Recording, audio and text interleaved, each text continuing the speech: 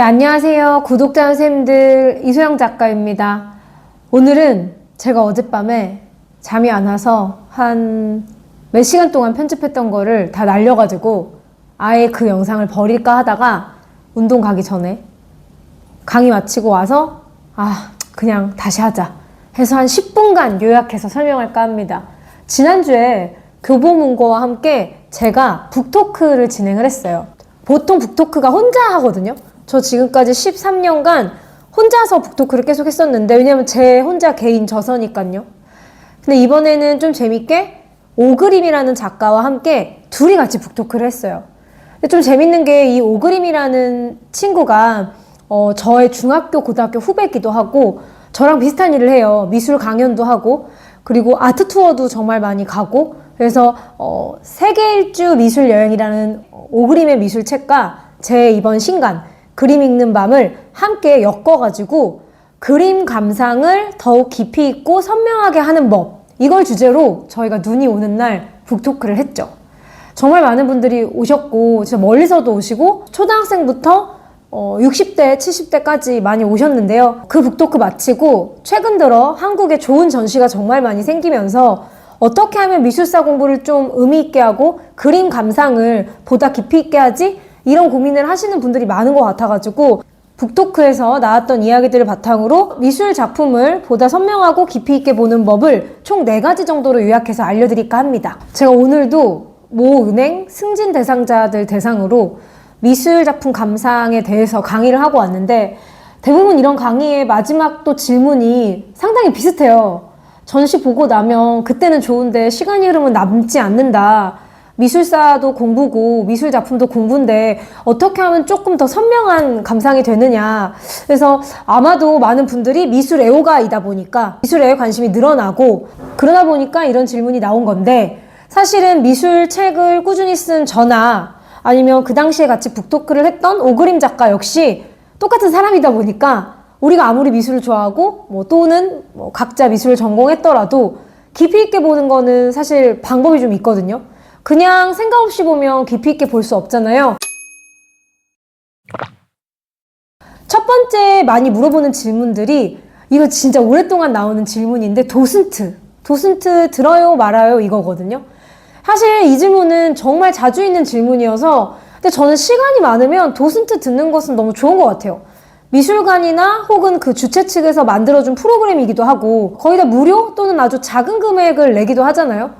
그래서 본인이 시간적 여력이 된다면 도슨트를 들어라. 근데 도슨트들도 결국엔 그 전시에 있는 모든 작품을 다 설명하는 게 아니다 보니까 포인트만 짚고 넘어갈 때가 많아요. 그래서 혹시라도 시간이 좀 넉넉하면 도슨트보다 먼저 가서 한 바퀴 먼저 돌고 그 다음에 도슨트를 들어도 되고, 도슨트 먼저 듣고 그 다음에 내가 복습경 나만의 방식으로 들어도 되고.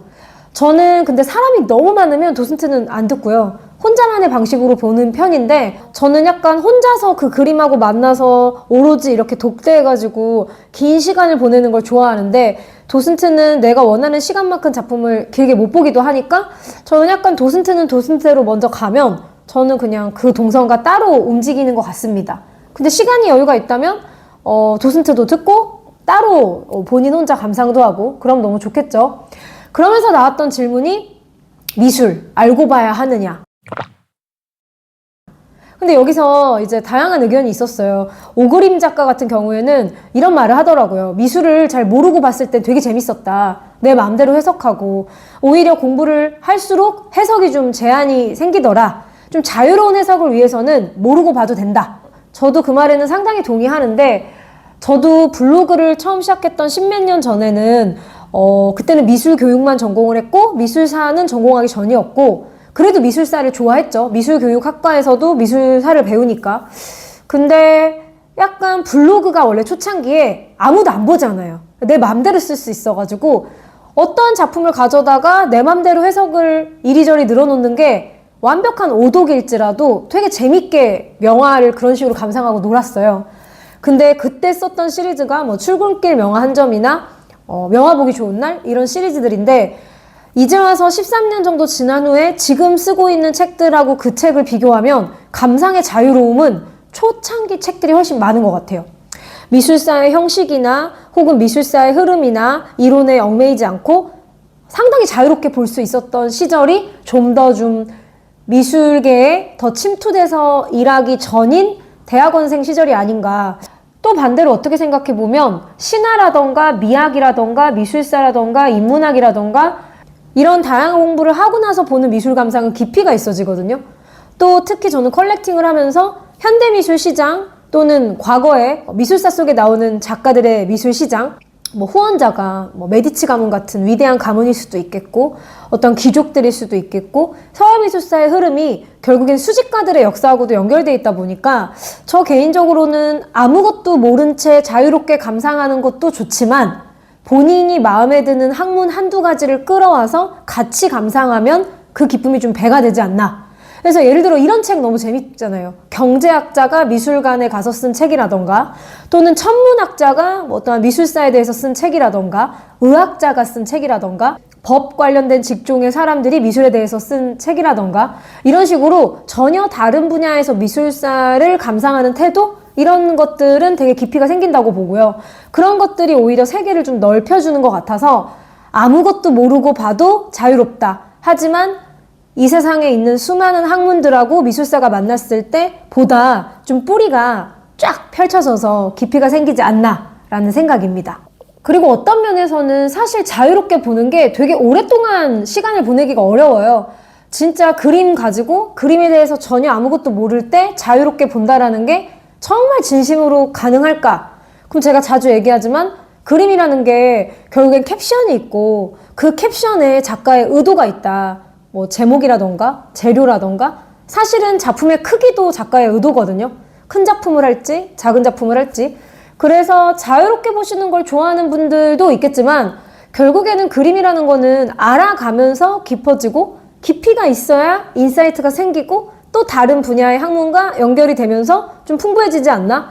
그래서 모르고 봐도 됩니다 라고 말하는 것은 약간은 사실은 되게 좋은 말인 것 같지만 어떻게 보면은 조금의 징검다리도 없이 얼만큼이나 자유롭고 길게 볼 수 있을까라는 질문 앞에 상당히 궁색해지거든요. 저는 이 영상을 보는 분들이 그 작품이 좋으면 그 작가가 누군지, 그 작가가 어느 나라 사람인지, 이 그림은 언제 그렸는지, 그 작가가 살던 시대는 어떤 시대였고, 이 작품은 왜 이 재료로 그렸고, 이 크기로 그렸고, 이 작품을 그 당시에 누가 샀고, 누가 주문했고, 그런 것들을 알면서 봐야 여러분이 얘기하는 깊이가 생긴다고 생각합니다.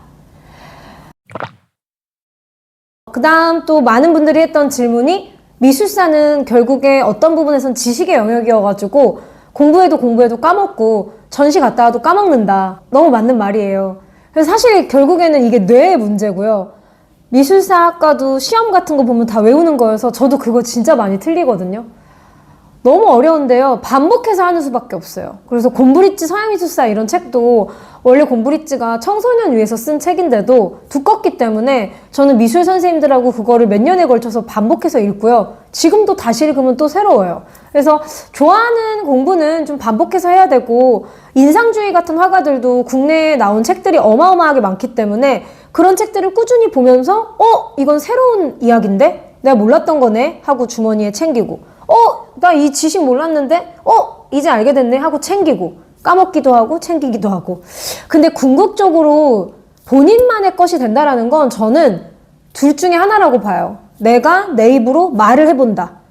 남편이나 친구나 혹은 전 강의를 많이 하니까 내가 알고 있는 것들이 되게 좀 명징하게 선명하게 모호하지 않게 문장으로 잘 전달이 되고 있느냐. 그러면 점점 내 것이 되는 것 같고요. 근데 직업이 강의하시거나 교육하시는 분이 아니라면 기록이겠죠. 본인이 본인 블로그나 인스타그램을 활용해서 본 전시들에서 유독 어떤 느낌이 들었는지, 왜 이 작가가 좋거나 또는 이 전시가 좀 아쉬웠는지, 이 작가를 통해 나는 어떤 생각을 하게 됐는지, 저는 이런 것들을 기록하는 게 결국엔 자기의 것이 된다라고 생각을 해요. 기억은 생각보다 믿을 만한 것이 못 되고요. 기록이 좀 더 정확하거든요. 그래서 제가 리아트 컬렉터 계정에서도 컬렉터가 무슨 작품을 소장했을 때 이 작품을 왜 소장했는지 적어보자고 하거든요. 그래서 올려요. 그래야 내가 이 작품을 왜 좋아하는지 이유를 좀 써볼 수 있고, 물론 좋아하는데 이유가 어디 있겠어 하지만 대부분의 전시를 보고 와서 너무 좋았다.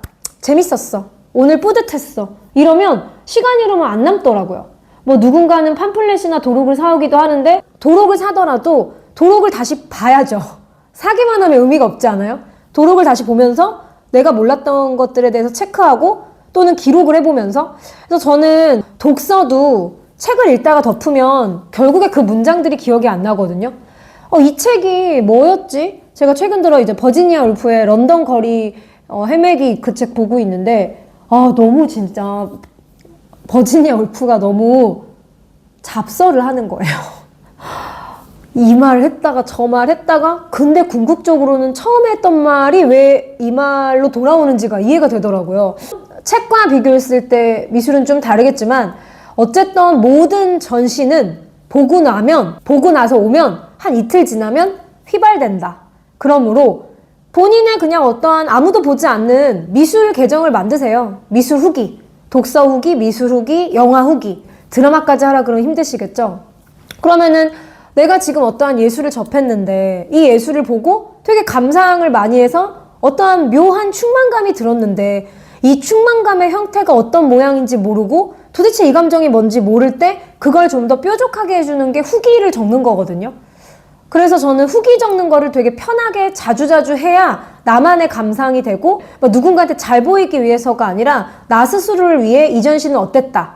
무슨 작품이 좋았고 왜 좋았고 어떤 부분에서 되게 이런 생각을 했다. 그래서 저는 그냥 개개인이 본인이 볼 수 있는 편한 SNS에 전시 감상을 기록을 해야 반드시 날아가지 않고 약간 그 있잖아요. 종이가 바람에 날아가지 않게 조약돌을 딱 내려놓는 거죠. 문진처럼. 그 역할이 기록이라고 생각을 합니다. 그때도 이런 얘기를 했고요. 제가 블로그를 진짜 오래 했잖아요. 저는 저를 키운 게 네이버 블로그라고 생각을 하거든요. 뭐 네이버 블로그 팀이 이 영상을 볼진 모르겠지만 저라는 사람이 미술 교육을 하고 미술 강연을 하고 책을 쓰면서 무수히 많은 미술 관련 컨텐츠들을 우걱우걱 먹었을 텐데 그걸 저만의 방식으로 분류하고 글을 써보고 편집도 해보고 재창조도 해보고 때로는 깊이 파고든 거는 누가 읽던 안 읽던 제 블로그에 올려도 보고 그러면서 상당히 제가 갖고 있는 미술에 대한 세계가 영토가 커졌어요.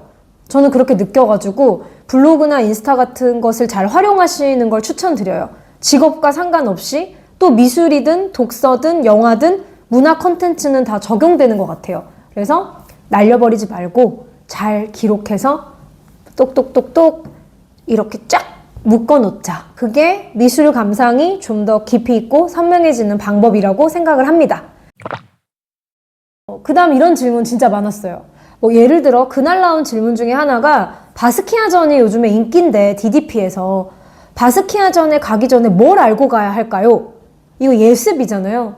그래서 사실은 솔직히 아트페어 같은 경우에는 저는 예습이 필요할 수도 있다고 봐요. 저도 그런 강의를 종종 하거든요.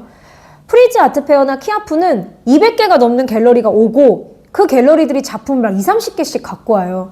그럼 너무 큰 페어에서 그냥 계속 노만 졌다가는 시간만 흐르기 때문에 이번 아트페어에 처음으로 진출한 갤러리 또는 전혀 진출하지 않았던 다른 지역의 갤러리 또는 아트페어가 추구하는 어떠한 어워즈가 있는데 그 어워즈를 누가 받았지? 이런 식으로 주제를 잡고 아트페어를 보는 건 전 너무 필요하다고 봐요. 그래서 오히려 예습은 아트페어가 좀 필요한 것 같다. 좀 지도도 보고 미리 어떤 갤러리들이 왔는지 보고 가면 와서 후회를 안 하잖아요. 근데 전 전시는 예습 없이 가는 게 훨씬 좋은 것 같아요.